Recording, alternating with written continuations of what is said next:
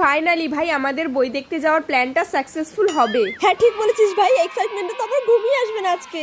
যাই করিস তাই করিস ভাই, কালকে কিন্তু সকাল সকাল ঘুম থেকে উঠবি, তোকে ফোন করতে করতে কিন্তু ঘুরতে যাওয়ার টাইম পার হয়ে যায়। এবার যদি ওরকম হলো না তোর মুশকিল আছে। কালকে কিন্তু সকাল সকাল রেডিও তুই আগে আমাকে ফোন করবি। আরে হ্যাঁ রে, তুই চিন্তা করিস না।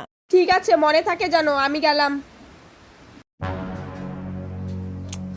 ঘুমই ধরছে না।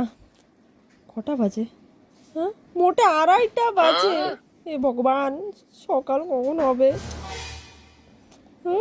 ব্যাংকে